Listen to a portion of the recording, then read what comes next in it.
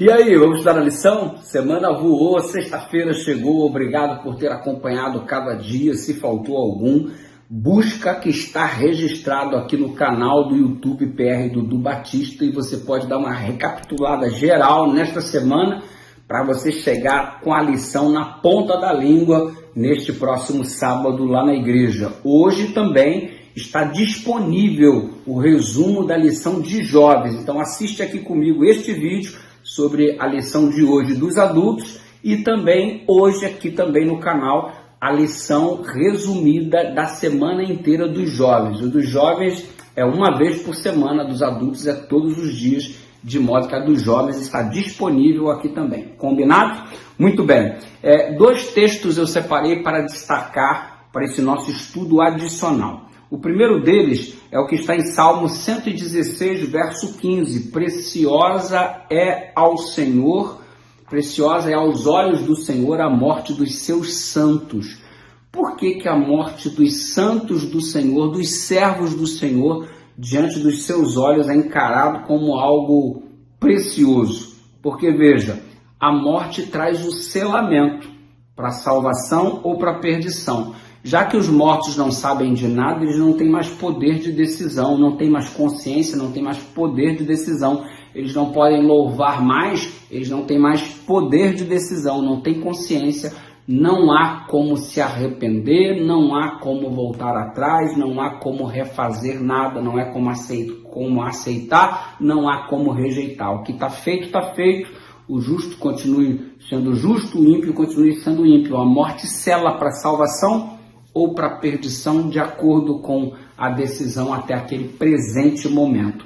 Quando alguém morre sendo um santo do Senhor, no sentido de ter se entregue a Jesus, estar separado para ser servo de Deus, por intermédio da aceitação do sangue de Jesus Cristo, pela graça, pela fé, este indivíduo tem o seu descanso visto como precioso aos olhos do Senhor, porque ele está apenas dormindo para despertar para a vida eterna, enquanto o ímpio está dormindo, mas não é mais preciosa aos olhos do Senhor tal descanso, porque ele está condenado para a morte eterna, não porque Deus não queria salvar, mas pela sua própria e deliberada escolha.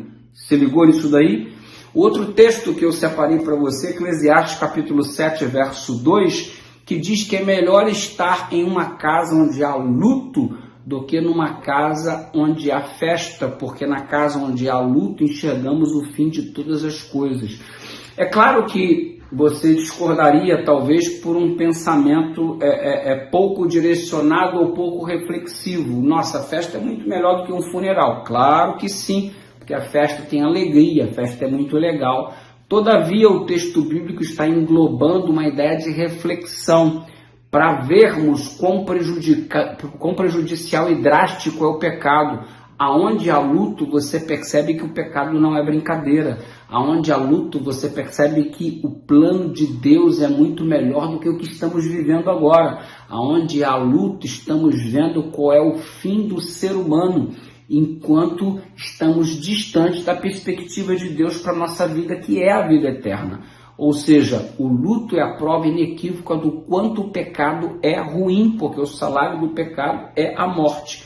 Mas aí, então, traz-nos a reflexão: se fosse eu a estar sendo sepultado hoje, como estaria a minha vida diante de Deus, a minha vida diante da minha família, a minha vida diante das pessoas? Que legado eu teria deixado? Que história ficaria para ser contada? Enfim, há o lado bom de se olhar segundo o sábio Salomão, porque é um momento de reflexão e entendimento que não vivemos a plenitude do plano de Deus para a nossa vida. Deus tem algo melhor. E por mais que a sua vida seja legal nesta terra, ela não se compara ao que Deus está preparando para a gente, porque a vida que Deus está preparando para a gente não tem mais a morte como intrusa. E aqui, por mais legal que seja a sua vida, ela é limitada por algumas décadas e a morte é repentina.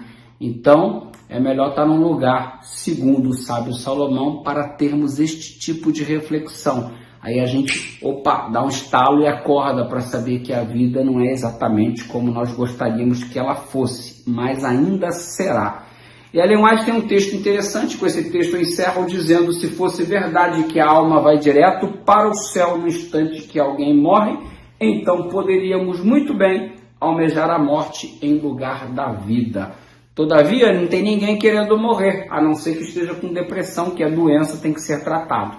Todo mundo quer viver. Se o indivíduo fosse dessa para uma melhor, todo mundo ia querer morrer. No entanto, você não tem as pessoas desejando morrer, porque há algo dentro de nós colocado pelo Criador que dá-nos sede para a manutenção da vida e não um desejo pela morte. Quando temos desejo pela morte, repito, estamos vivendo algum tipo de depressão, que é uma doença e precisa ser tratado.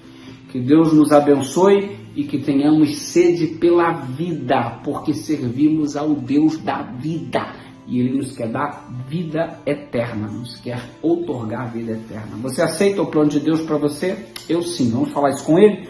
Obrigado, Senhor, pelo estudo desta semana e aceitamos o Teu plano de vida para nós e não de morte pretendida pelo maligno, em nome de Jesus Cristo. Amém.